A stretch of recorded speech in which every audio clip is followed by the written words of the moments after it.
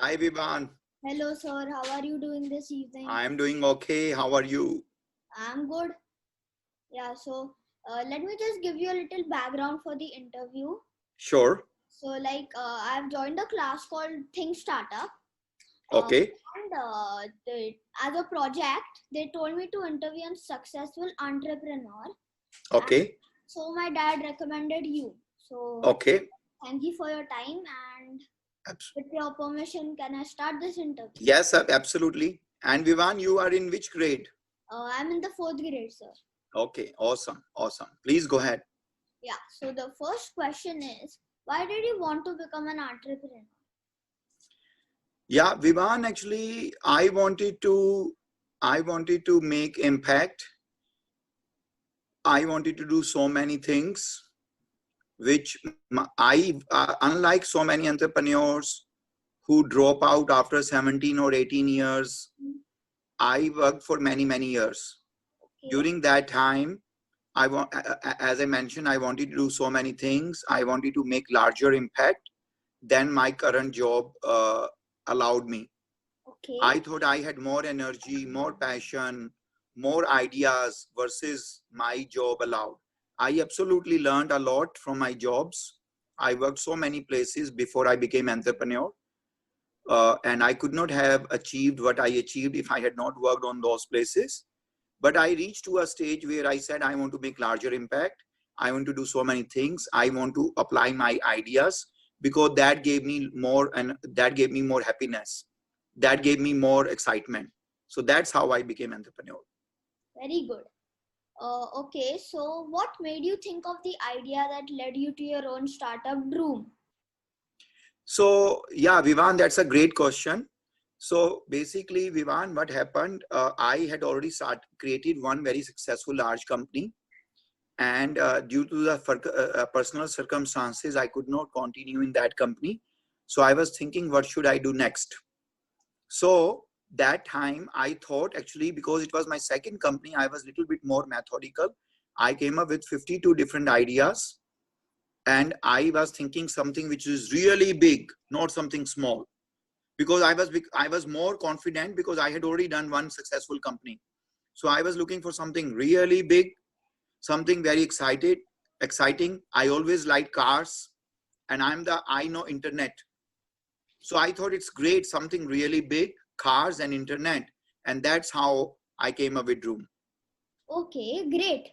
So, what problem were you trying to solve when you created Droom? Yeah, that's a great question, Viman. So the problem is, unlike US, Western Europe, and Japan, India is low trust market. Here, people do not trust each other. Secondly, like America, you don't get very open place where you can park lot of cars. If I'm an auto dealer, Mm-hmm.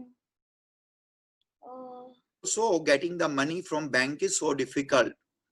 so, So, so excuse me. yeah, So, you just got hanged for a minute. So, can you just repeat what you were saying? sure. Yeah, sorry for that. So, Viman, basically, uh, the problem we are solving is that India is a low trust market, and here the land availability or the money is not that easily available. Hmm.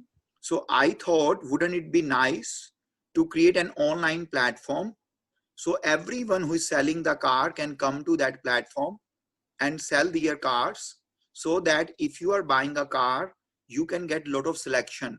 If you are looking for red color or yellow color or green color, some car which is very not easy to find. So you can find those cars.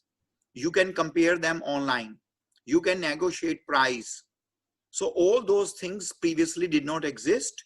So one, I was solving the problem, right, of great selection and low price. Secondly, I was also I was adding convenience factor so that you can look for buying or selling a vehicle from the comfort of your home. Okay, very good. So, how did you launch Droom? Yeah, Well, I came with, how I said, I came with an idea. yeah. Then I was thinking about the name. Hmm. So the engine make a sound which goes vroom, vroom, vroom, vroom. and buying a vehicle is like a dream. So I combined Vroom and dream and came with the name Vroom. Then I create a logo. Then I hired, I'm the founder and the CEO. So I know a lot, but no, I don't know everything. So whatever I did not know, I decided to hire people for that. So a lot of people teamed up. I shared my idea, name, logo, and business plan. So many said no, so many liked it. Who liked it? I said, then join me. So right, when a few people joined, then I went to the investors, because whenever you create a new company, you need money. So I raised money from the investors because I had already done one successful company. It became much easier for me to raise money. So I raised money and then started building the company. I created a plan that within 6 months, we will launch our mobile app for Vroom. And that's how we started. Wow, that was cool. So how did you raise funds for it then? I raised fund from the people I knew. So I called them. I said, this is what I wanted to do.